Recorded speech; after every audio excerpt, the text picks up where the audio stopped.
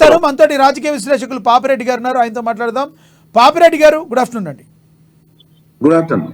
వినబడుతున్నదా? పాపిరెడ్డి గారు, నిన్న కేసీఆర్ గారు మాట్లాడారు, ఏవైతే మాటలు కేటీఆర్ గారు మాట్లాడిన మాటలను మీరు వినే ఉంటారు, దాని గురించి మీరు ఎలా స్పందిస్తారు? ఇప్పుడు కేసీఆర్ కానీ టీఆర్ఎస్ లేదా బీఆర్ఎస్ పార్టీ చెప్తున్న మాటలు మనం ఎట్లా అర్థం చేసుకోవాలంటే, కేసీఆర్ గారు ఒక తెలివైన చతురత కలిగిన రాజకీయ నాయకుడు. ఆయన ఈ కాంగ్రెస్ మీద కొంత వేరే మైండ్ గేమ్ ఆడుతున్నాడు. అంటే కాంగ్రెస్ లో గ్రూప్స్ ఉన్నాయి, రకరకాల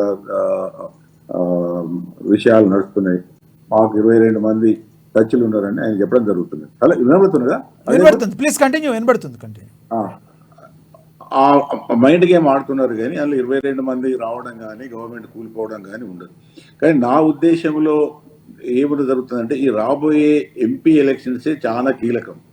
ఒకవేళ రాజకీయంగా ఈ ఎన్నికలు 3 పార్టీలకు కూడా చాలా ప్రాముఖ్యత ఉన్నది. ఎందుకంటే ఒకవైపు బీజేపీ దూకుడు బాగా పెంచింది, రెండో వైపు కాంగ్రెస్ కనీసం తన పోయినసారి గెలిచిన 65 సీట్ల ప్రపోర్షనేట్ గా 9 సీట్లు 10 సీట్లు గెలవాల్సిన అవసరం కాంగ్రెస్ పార్టీకి ఉన్నది. అట్లాగే బీఆర్ఎస్ పార్టీ కూడా వాళ్ళు 39 సీట్ల అంటే దాదాపు 7 డివైడ్ బై 39 అంటే దాదాపు 5 నుంచి 6 సీట్ల వరకు వాళ్ళకు రావాలి. కానీ వాళ్ళు ఉన్న పరిస్థితులలో ఈ నా ఉద్దేశంలో బీఆర్ఎస్ పార్టీకి ఈ ఎంపీ ఎలక్షన్స్ అనుకూలంగా లేవు. దానికి 2 కారణాలు ఉన్నాయి. ఒకటేమో ఇంతకుముందు ఉన్నంత కేసీఆర్ కు పట్టు కానీ, జనాలలో గ్లామర్ కానీ, లేకపోతే జనాలలో ఉన్న అది విలువ కానీ బాగా తగ్గిపోవడం జరిగింది. ఇదేదో ఫోన్ ట్యాపింగ్ బయటకు వచ్చిన తర్వాత కూడా ఇంకా వాళ్ళ ప్రతిష్ట బాగా మసకబారింది. ఒకటి. రెండో వైపు ఏంటంటే, ఇది ప్రాంతీయ పార్టీ కాబట్టి, ఇది జరిగేది జాతీయ స్థాయి ఎన్నికలు కాబట్టి, ఈసారి అధికారంలో లేని బీఆర్ఎస్ పార్టీకి ఈ ఎన్నికలలో పెద్దగా ప్రజల యొక్క స్పందన ఆదరణ గొప్పగా ఉంటుందని ఉండే అవకాశాలు లేవు. ఈ 2 విషయాలతోని కొంత బీఆర్ఎస్ వెనుకబడి ఉన్నది. బీజేపీ కాంగ్రెస్ మధ్యనే చాలా దిక్కులో కూడా పోటీ ఉంటుంది. ఈసారి బీజేపీ నా ఉద్దేశంలో ఇంకా వాళ్ళ పర్సెంటేజ్, అంటే వాళ్ళు పోయినసారి 4 సీట్లు కానీ ఇంకా వాళ్ళ సీట్లు పెరిగే అవకాశం ఉంది.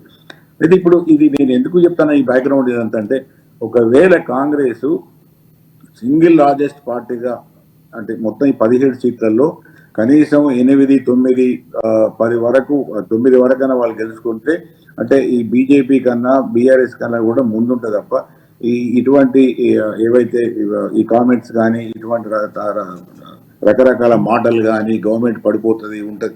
ఇప్పుడు వీళ్ళు కేసీఆర్ అన్నదే కాదు, బయట కూడా ఒక టాక్ ఏంటంటే, రేపు ఎంపీ ఎలక్షన్స్ తర్వాత సరి అయిన ఫలితాలు కాంగ్రెస్ కు రావాలి. ఎందుకంటే కాంగ్రెస్ గవర్నమెంట్ సర్వైవ్ కావాలి, ముఖ్యమంత్రిగా రేవంత్ రెడ్డి గారు అధికారంలో ఉండాలనుకున్నప్పుడు ఆయన నాయకత్వానికి ఒక పరీక్ష, ఇది ప్రభుత్వానికి ఒక పరీక్ష, కాంగ్రెస్ పార్టీకి కూడా ఒక పరీక్ష. కాబట్టి ఇవన్నీ కూడా నడుస్తున్నాయి. కాబట్టి నేను చెప్పే విషయం ఏంటంటే, ఇవన్నీ కూడా మాట్లాడుతుంటారు. బీజేపీ కూడా రాజకీయంగా ఇంతకుముందు బీఆర్ఎస్ అబ్బాయి అన్నది అది కొంత వరకు వాస్తవం. ఎందుకంటే బీజేపీ పార్టీ జాతీయ స్థాయిలో ఒకప్పుడు వాజ్పేయి ఉన్న లెవెల్లో దాని మారల్ వాల్యూస్ కానీ విలువలు కానీ లేకుండా మోడీ వచ్చిన తర్వాత మోడీ మిగతా ఎన్ని విషయాలు ఏమైనా ఇవ్వచ్చు, కానీ మిగతా పార్టీలో ఏమైనా బీజేపీ యొక్క దృక్పథం కానీ వాళ్ళు చేస్తున్న చర్యలు కానీ దేశం మొత్తం మీద కూడా చాలా మటుకు చాలా రాజకీయ విశ్లేషకులు బీజేపీ కొన్ని విలువలు ఉండే, కొంత సూత్రాలు ఉండే వీళ్ళు మర్చిపోయి మోడీ వచ్చిన తర్వాత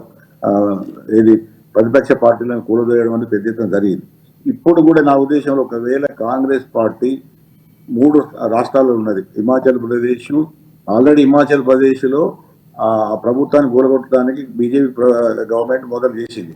కాకపోతే వాళ్ళకి అదృష్టవశాత్తు ఏంటంటే హైకోర్టు ఏవైతే వీళ్ళైతే డిఫెక్ట్ అయిన వాళ్ళను వేరే పార్టీగా గుర్తించడానికి హైకోర్టు ఒప్పుకోలేదు. కాబట్టి అక్కడ కాంగ్రెస్ ప్రభుత్వం బతికిపోయింది. లేకపోతే కాంగ్రెస్ ప్రభుత్వం బీజేపీ ప్రభుత్వం ఇప్పటికి మన ఎలక్షన్స్ ముందే వచ్చేది. ఇప్పుడు ఇంకా 2 రాష్ట్రాలు ఉన్నాయి, ఒకటి మన కర్ణాటక, 2 తెలంగాణ. కర్ణాటకలో కూడా గో బై ఈ పూల్ సర్వేస్ అవన్నీ చూస్తే పోయినసారి కూడా కర్ణాటకలో బీజేపీకి మంచి సీట్లు వచ్చినాయి. ఈసారి అక్కడ కూడా పరిస్థితి ఏంటంటే, ఒకవేళ బీజేపీకి కాంగ్రెస్ గవర్నమెంట్ లో ఉన్న కాంగ్రెస్ పార్టీ కన్నా కూడా ఎంపీ స్థానాలు ఎక్కువ వస్తే కూడా అక్కడ కూడా రాజకీయ ముసలం మొదలైంది.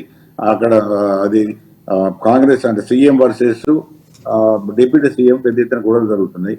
ఇవన్నీ కూడా చూసి బీజేపీ ఏమనుకుంటున్నారు, బీజేపీ థింక్ ట్యాంక్ ప్లాన్ ఏమున్నదంటే, వాళ్ళకి అనుకున్నట్టుగా 50 సీట్లు పైన వస్తే పాపిరెడ్డి గారు ఒకవేళ కాంగ్రెస్ పార్టీ గన చేలాలి అంటే 42 మంది డైరెక్ట్గా అయితే రేవంత్ రెడ్డికి ఆల్రెడీ సీఎం కావాలని డైరెక్ట్గా గెలిచిన వాళ్ళు చెప్పిన పరిస్థితి, ఒక 20 మంది వరకు డైరెక్ట్గా చెప్పని పరిస్థితి. ఈ 20 మంది ఒకవేళ కేసీఆర్ గారికి టచ్లో ఉన్నారు అనుకోవాలా? ఎవరైతే చెప్పారో, లేదంటే సీనియర్ ఎవరన్నా కాంగ్రెస్ పార్టీని వీడే అవకాశం ఉందంటారా? ఇక్కడ నా ఉద్దేశంలో బీఆర్ఎస్ పార్టీ కన్నా కూడా బీజేపీ శక్తివంతమైన పార్టీ. ఎందుకంటే అధికారంలో మళ్ళీ మూడోసారి రాబోతున్నది కాబట్టి వాళ్ళకు ఈ దూకుడు కూడా ఎక్కువ పెంచుతున్నారు. మిగతా రాష్ట్రాలలో కూడా నేను అనుకుంటే కాంగ్రెస్ పార్టీ కాదు, ఏ రాష్ట్రాల్లో కూడా ఏ ప్రతిపక్ష పార్టీని కూడా సామాన్యంగా ఉండనిచ్చే పరిస్థితి కూడా బీజేపీకి ఉండదు. రాబోయే కాలంలో జరగదు. అది వాళ్ళు ఒప్పుకోకపోయినా ఇవ్వలేమనుకున్నా కూడా బీజేపీ ఇవాళ అటు కాంగ్రెస్ను ఇటు బీఆర్ఎస్ రెండింటిని కూడా డిస్టెబిలైజ్ చేయడానికి బీజేపీకి ఇప్పటి వరకే వాళ్ళకు ఉన్న ప్లాన్స్ ఉన్నాయి. ఒకవేళ వాళ్ళు అనుకున్నట్టుగా 8 నుంచి 10 సీట్లు వస్తాయని వాళ్ళు అనుకుంటున్నారు, అంతవరకు రాకపోతున్నాం. మా ఉద్దేశంలో అయితే 5 నుంచి 6 వరకు రావచ్చు. ఒకవేళ మోడీ గాడు పెట్టుకుండి ఈ కాంగ్రెస్ సరిగ్గా మేనేజ్ చేయలేక ఓట్లు విఫలం చేయింది, అటు బీఆర్ఎస్ ఓట్లు కూడా పెద్ద ఎత్తున బీజేపీ పోయి ఒకవేళ బీజేపీ అనుకున్నట్టుగా వాళ్ళకి సింగిల్ రాజెడ్ పార్టీగా వస్తే మాత్రం ఇటు కాంగ్రెస్ ప్రభుత్వం మనుగడకు కష్టమవుతుంది, అటు బీఆర్ఎస్ పార్టీగా ఉండడం కూడా మనుగడకు కూడా సమస్య అవుతుంది. కాబట్టి ఇవన్నీ కూడా స్పెక్యులేషన్సే, కానీ ఇవన్నీ కూడా ఎప్పుడు ఒక దీని క్లారిటీ వస్తుంది అంటే ఎవరు టచ్ చేస్తున్నారు. రేవంత్ రెడ్డి గారు అడిగితే మాకు మేము ఓపెన్ చేస్తే మొత్తం బీఆర్ఎస్ ఎమ్మెల్యేలంతా మా దగ్గరికి వస్తున్నారు ఆయన అంటాడు. కేసీఆర్ నేను 20 మంది ఎమ్మెల్యేలు మాకు టచ్లు ఉన్నారు, మేము మా తరాకులు పెట్టాం ఆయన అంటాడు.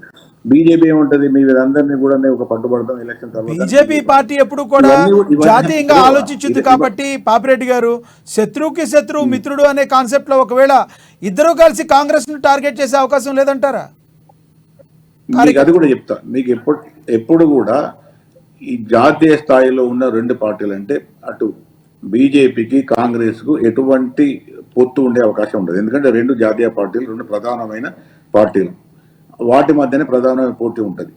కాకపోతే మిగతా పార్టీలకు ఇంకా బీఆర్ఎస్ కొంత వెలుసుబాటు ఉంటుంది. ఎందుకంటే బీఆర్ఎస్ కు ఆ స్థాయి ఉండదు కాబట్టి బీఆర్ఎస్ అవసరమైతే అయితే కాంగ్రెస్ తో కలవచ్చు, లేకపోతే అవసరమైతే బీజేపీతో కలవచ్చు. అది అంటే ఎత్తుగడ రీత్యా, రాజకీయ అవసరాల రీత్యా కొంత మేరకు ఈ సౌకర్యం కానీ ఈ ఫ్లెక్సిబిలిటీ కానీ బీఆర్ఎస్ ఉంటుంది. కానీ కాంగ్రెస్ బీజేపీతో కలవడం లేదా బీజేపీ కాంగ్రెస్ కలవడం ఉండదు. అయితే ఒకవేళ రేపు భవిష్యత్తులో ఏం జరగబోతుంది అనేది మళ్ళీ చెప్తున్నా అనేది, రేపు రాబోయే ఎలక్షన్స్ 3 పార్టీలకు కీలకం.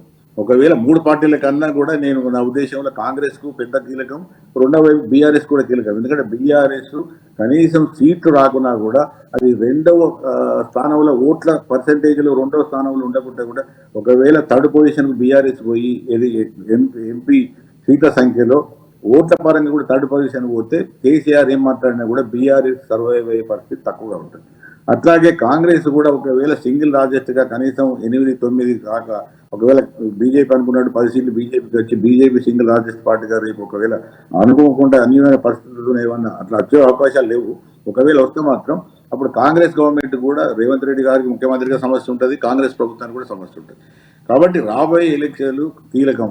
ఈ ఎన్నికలు దృష్టిలో పెట్టుకొని ఇవన్నీ మైండ్ గేమ్ అవుతున్నారు. నిన్న కేసీఆర్ గారు మాట్లాడింది అదే ఉద్దేశంతో మాట్లాడినారు, బీజేపీ వాళ్ళు అదే మాట్లాడుతున్నారు.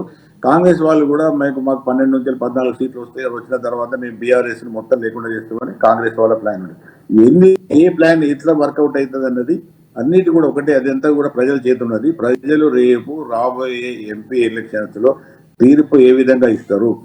వీళ్ళు పార్టీలు అనుకున్నట్టుగా బీఆర్ఎస్ అనుకుంటుంది మాకు 5-6 నుంచి 7 దాకా వస్తాను, ఈ మధ్యన వాళ్ళ టోన్ మార్చి వాళ్ళు కూడా చెప్తున్నారు, కానీ వాళ్ళకి ఆ పరిస్థితి కూడా లేదు.